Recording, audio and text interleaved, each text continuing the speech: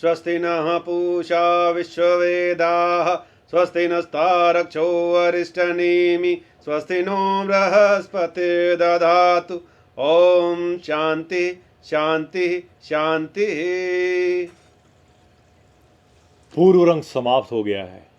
चलिए अब तक जो कुछ सीखा है उसका अभ्यास करो। ये एक नवीन प्रयोग है, इसमें तनिक भी चूक नहीं होनी चाहिए। प्रणाम स्वीकार करें मुनिवर। सदा स्नेही बने रहें। कहे ऋषिगण, किस प्रयोजन से आना हुआ? हे मुनिवर, जब से आपने नाट्य शास्त्र की रचना की है, हमारे हृदय में अनेकों प्रकार के प्रश्न उभर रहे हैं। हम उन्हीं प्रश्नों का उत्तर जानने आपके पास आए हैं। पूछिए, संकोच ना करें। गुरुदेव, नाट्य शास्त्र की उत्पत्ति कैसे हुई? इसका उद्देश्य क्या है? आपने बहुत ही अच्छा प्रश्न किया है।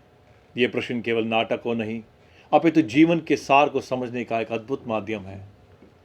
जब त्रेता युग में मनुष्य काम और लोभ से वशीभूत होकर अधर्म और संघर्ष की ओर बढ़ने लगा, तब इंद्रदेव ने ब्रह्मा जी से प्रार्थना की कि कोई ऐसा माध्यम हो जिसमें देखना और सुनना एक साथ हो और मनुष्य धर्म, अर्थ और मोक्ष के मार्ग पर पुनः लौट सके।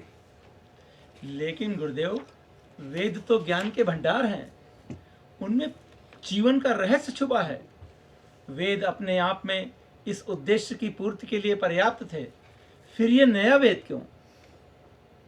इसलिए कि वह समस्त जन के लिए सुलभ हो, सामान्य जन को नाटक के माध्यम से शिक्षा के मार्ग पर, धर्म के मार्ग पर ले जाया जा सके। इसी मंगल उद्देश्य के साथ ब्रह्मा जी ने चारों वेदों के तत्वों को मिलाकर नाट्य वेद की रचना की है। चारों वेदों के तत्व वे क्या हैं गुरुदेव?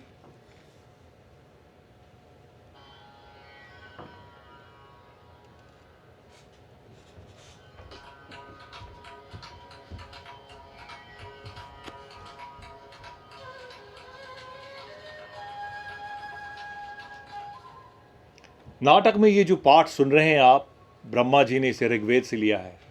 इस सुंदर गान का आधार सामवेद है। यजुर्वेद से अभिनय और अथर्ववेद से रस लिया गया। चारों वेदों के अंगों को लेकर नाट्य शास्त्र की उत्पत्ति की है। गुरुदेव, तो क्या ये नाटक केवल देवताओं के लिए बनाया गया है? नहीं नहीं, यही प्रश्न दानवों ने ब्रह्मा जी के समकक्ष रखा और ब्रह्मा जी ने इसका उत्तर भी दिया। उन्होंने कहा कि नाट्य शास्त्र तो सभी के लिए है। ये देवताओं, दानवों और मनुष्यों के समस्त शुभ अशुभ कर्मों को दिखलाने वाला है।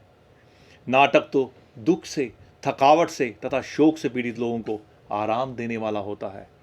इसमें तो सारे रस, भावों, शास्त्रों, शिल्पों और कार्यों का समावेश है।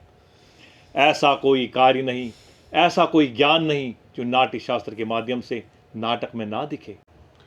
अद्भुत! समस्त सृष्टि का समावेश, लौकिक और अलौकिक भी, सभी प्राणियों के भावों की प्रतिनिधि कला।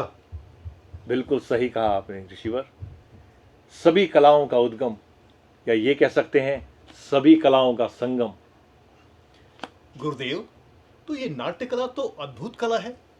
यह तो उतनी ही जरूरी है जितना जीवित रहने के लिए सांस लेना। फिर हमारा समाज इसे गंभीरता से क्यों नहीं लेता? कला कर्म को अनावश्यक क्यों समझा जाता है? हम तो कलाकार हैं, नीति के नियंता नहीं ऋषिवर। कला कर्म करना हमारा धर्म है। हमारे विषय में, हमारी कला के विषय में नीति नियंताओं को विचार करना होगा। प्रयोग के साधन और अवसर उपलब्ध कराने होंगे। नाटक केवल कला नहीं, ये समाज का दर्पण है। ये मानवता को सत्य के मार्ग पर ले जाने का एक अद्भुत साधन है। रंगमंच जाति, धर्म और भौगोलिक सीमाओं से परे जाकर समग्रता में मानवता की बात करता है।